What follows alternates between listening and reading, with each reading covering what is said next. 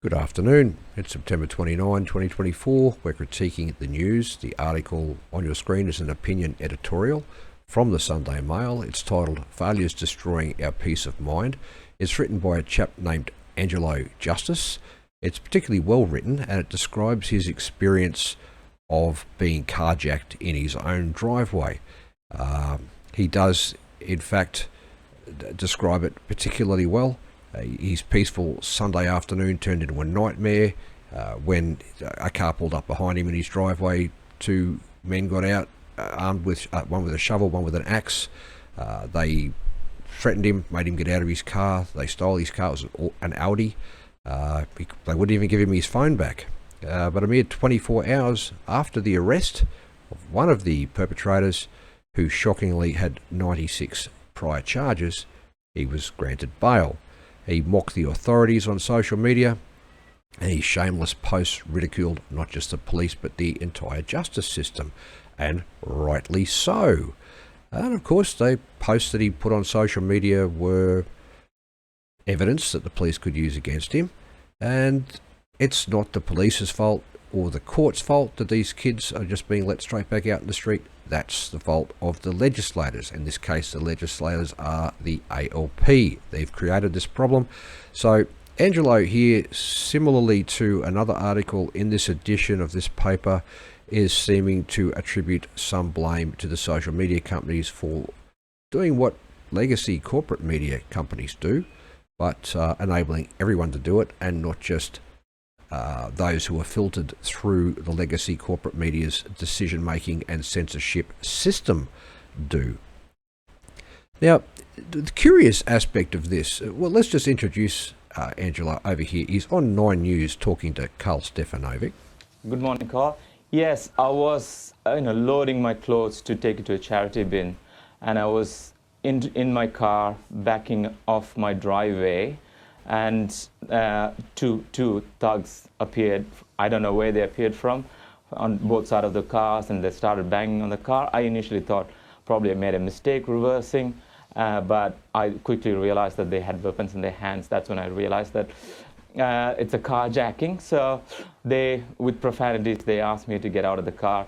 I complied, and I stood myself near a wall to save myself from any attacks. And they wanted to know where the keys were, because it's a push button start. I told them it's in the center console. I asked my phone to be thrown out, but they just sped off. And But here's the thing, this article is from a year ago, and I thought, gee, how come his op-ed's being printed now? But we flick across to the Courier Mail, there it is being reported, 9th of June 2023, and in the Courier Mail on the 8th of June 2023.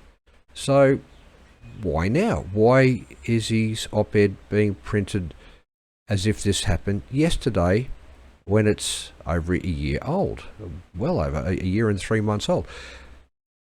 It sort of begs the question, is the News Corp branch of the left-wing legacy controlled corporate media turning on Labor? Is it the Liberals, the Liberal branch of the ALP, LNP, uni party's turn?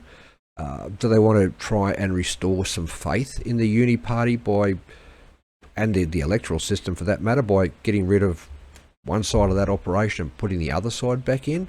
Are we really going to fall for this again? How many times have we got to see the pattern of the two parties marching in lockstep with the World Economic Forum and its agenda before we're going to say, look, enough is enough? We're not having either branch of the uni party. And this is why I haven't supported either branch of the uni party, well, pretty much ever in my entire voting life. They've always been on the nose to me, because it's always been self-evident that they're one party pretending to be two to give voters the illusion of choice. The Liberals always do the same things, but a little bit more slowly. The Liberals' position today will be what Labor's position was 20 years ago.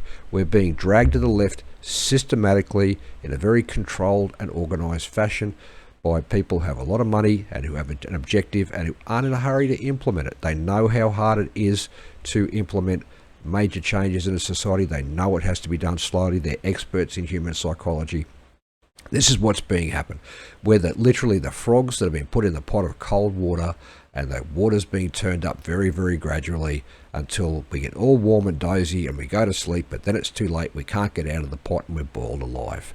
So this coming election, let's start making some moves there and just get the Labor Liberal Party and their Greens and Teals subsidiaries out of our parliaments.